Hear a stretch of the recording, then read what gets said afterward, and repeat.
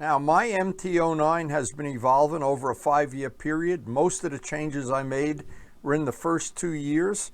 I'm going to try to show why I did some of the things, how I did them. Here's some side-by-side comparisons of before and after, and some of the things I made from scratch, the carbon fiber parts, the windscreen, and all of the little details. Now, a lot of it is in the details. An example is, when I bought the bike, I sat down and made a list of things I thought I could improve. And they were basically the wheel color. I wanted silver wheels. I wanted a windscreen. I wanted a little seat cowl. I wanted the exhaust polished. I wanted to do something to the front end of the bike to make it more suitable to me. And over the period of time, I did them all.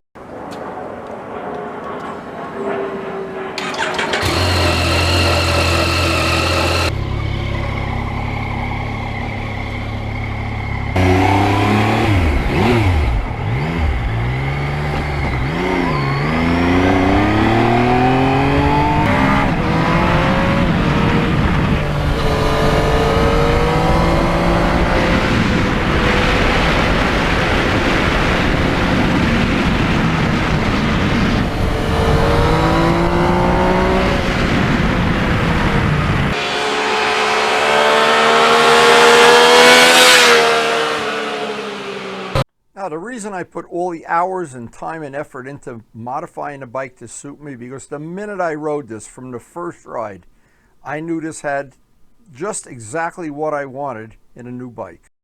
Now, right in the beginning, the first thing I wanted to get rid of was that part that comes from Yamaha that holds the taillight. I got the Graves tail tidy, realized the video had errors in it, made my own video, installed it.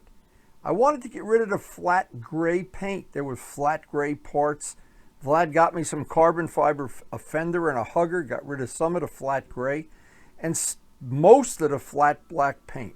One of my goals right in the beginning was look at the gray and the black. I didn't like that at all. So one by one, these parts got repainted. Now, looking back at this 5-year-old video, I remember every time I went for a ride, I'd look around the bike and I'd think, I want to change that. I want to change that. And the list kept growing.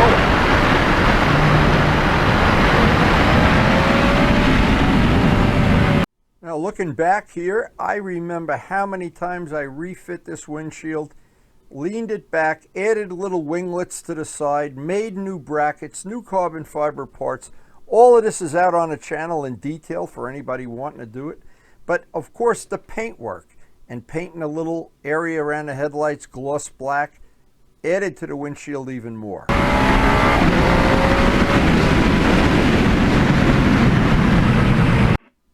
And little details like filling in the gaps in the frame. I don't know what Yamaha had in mind, whether that's supposed to look macho or what, but I didn't like it. And I made my own little carbon fiber covers, again, all out on the video. I even made the carbon fiber material from scratch.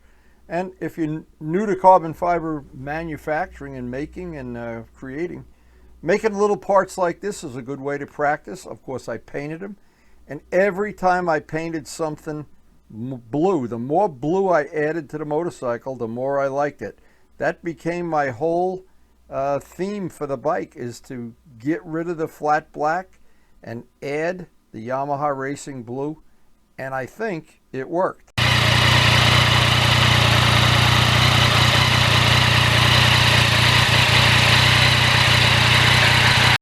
And many hours of polishing, many hours laying on my back polishing this.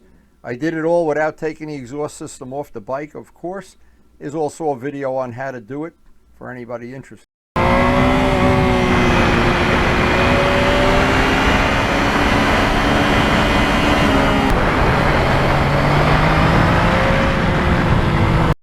Looking back at the old video, again, so nostalgic. I did not like the flat black scoops. I didn't like, even though I added carbon fiber parts, I didn't like them. I wanted a windscreen, and I thought, and I really paid the price to get that windscreen with the little winglets going out and the correct paint job with paint that matched the tank and the screening, even the screening in the scoops to eliminate the screws.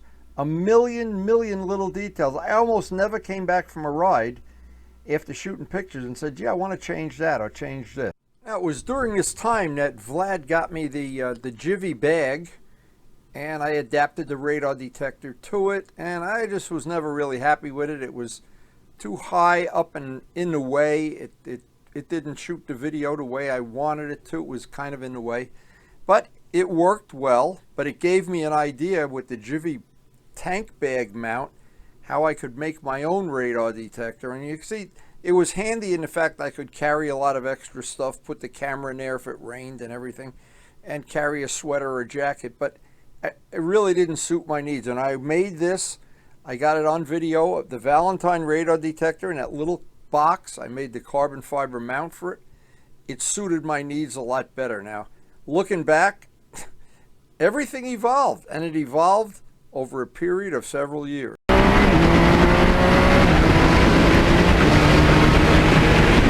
Now, right from the very beginning, the word lettering MT09 up on the front scoops, there was something about it. I don't know what it exactly was. I'd be taking a picture of the bike or taking a video, and I'd say, look, it's running off the part.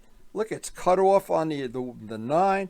I looked at it. I talked to John Pothier about it, who has a very good artistic eye.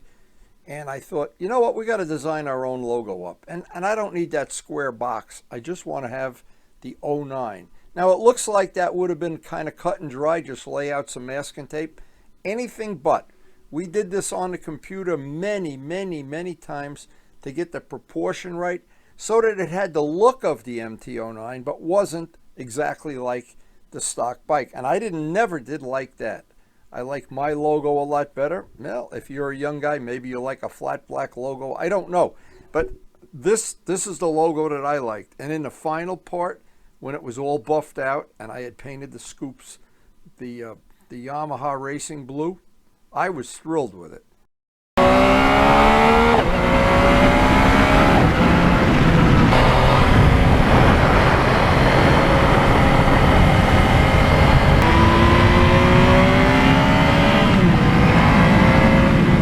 Now, right here in the beginning, and these ride videos this is from a pretty old video. Many of the things that jumped out at me right away that I really liked about the bike, the mileage. The mileage was 50, a little over 50 miles a gallon if you didn't get on it, a little under 50 if you held the throttle wide open for the whole ride. I liked the fact it wasn't a gas hog. Right in the very beginning, that was a very appealing feature, but I still wanted to do a lot of little cosmetic changes.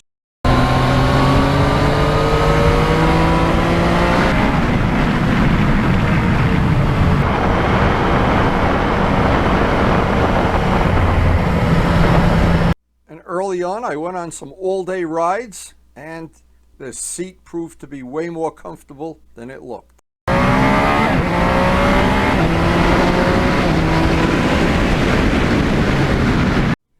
But right from the beginning, I knew I wanted to do something with the wheels on the bike. Now, previous editions of the MT09 had various color wheels, and to be honest, I wasn't crazy about any of them. I wasn't even crazy about the blue, but I figured, oh, well, let me see if it grows on me. Well, winter was coming faster than you could imagine here in the fall, and I just kept looking at the wheels. I actually buffed them out. I spent a lot of time polishing and buffing them with mixed results. But as anybody knows, powder coating is powder coating. So some people like it, it's durable and everything, but I wanted paint, to be honest. And taking the powder coating off was a really big job, but I think it was worth it in the end. Now, I decided, I already had painted the wheels silver on the R1. I loved the color. I wanted to kind of match it, but I wanted to do something experimental. And what I did, instead of painting the wheels silver, I primed them in gray primer, and then I took 4:1 urethane and mixed pigment in it, so that the pigment went all the way down to the primer, and it was up and right up until the final coat of clear, so it had a very deep look. It looks a little bit different than the R1. It's the same color. It's the same pigment. But in the bright sun, is it ever really nice? And I'm glad I took the time to do that. It was very labor intensive. Again, it's all on video out on the channel. Here's one. I did the front wheel first. I still hadn't done the back wheel. And the way it worked out, this was a long winter. It just played out perfectly. And by the time I got the second wheel done, it went just as smooth as it could be. And I was really thrilled to see the result. Because a lot of times when you do something like this, and we had done computer mock-ups, I had done them with John Pothier, and thank you for all your time and effort, to see how the wheels would look gold and silver and bronze color and whatever.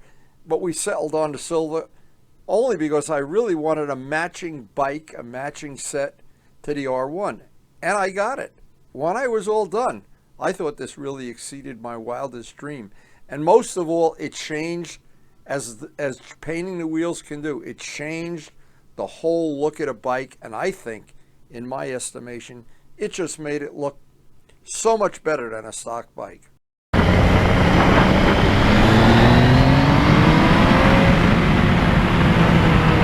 Now, right from the beginning too, I knew the seat was comfortable. I had gone on some all-day rides, and I said, wow, it's more comfortable than it looks, in fact. And so I decided, I looked at what the aftermarket seats that were available were, and none of them looked any better than a stock one. So I said, I know what I'm going to do. I'm going to make a custom seat cowl. Now, it was during COVID, I made one for my Kawasaki 650 that turned out great. I did it as a prototype, and then when I did this one, even that little matching rib that matches the windshield, I thought that really was nice. And anytime I'd take the bike and go down to the computer and put the picture of the stock bike up with the blue wheels and with the silver wheels and with the different mods that I'd made, I was so happy with the mods.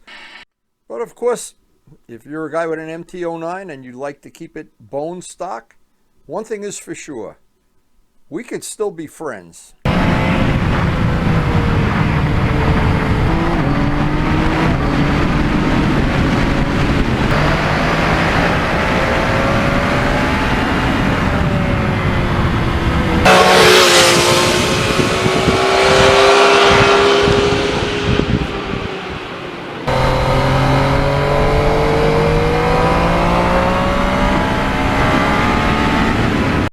I hope you enjoyed sharing this little, I guess it's an adventure. It's about 5 years of me owning this motorcycle. I'm 79 years old, so who knows how many more years I can be working on bikes and modifying them and riding them, of course. Riding them, if you couldn't ride them, not sure what the purpose would be. But this was an adventure. Karen got me this bike for my 75th birthday. I was very aggressive about making videos for every step of the modification. Every modification you see is on our channel in detail. Now, for somebody who might not know, you have to be in the channel and watching the channel, and you can then type in the search bar wheels, silver wheels, MT09, exhaust, world travel, O-gauge trains, anything you want, and those videos get separated out very quickly and easily. That's the playlist feature of our channel. Is also very, very handy. Go to the playlist feature. This stuff is all sorted out in easy to watch segments. Anyway, and this bike in particular, and that when I was done with the mods on this bike, all of the things I did, I don't think there's a single thing I did to the bike that doesn't make it at least better by a small amount than a stock bike, or better than a big one, a big amount. And even polishing out exhaust.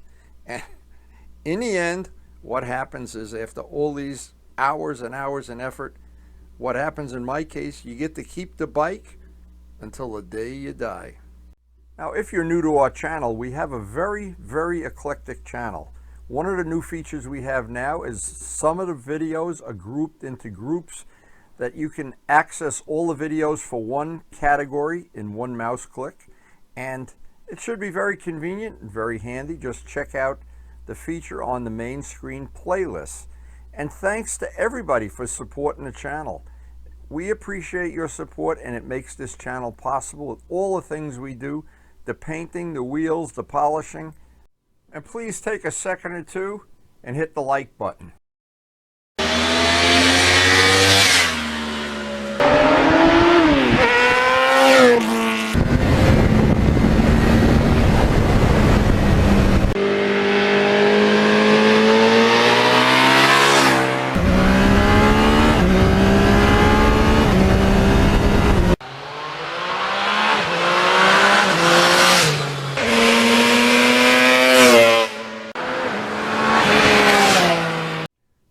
Thanks everyone for watching.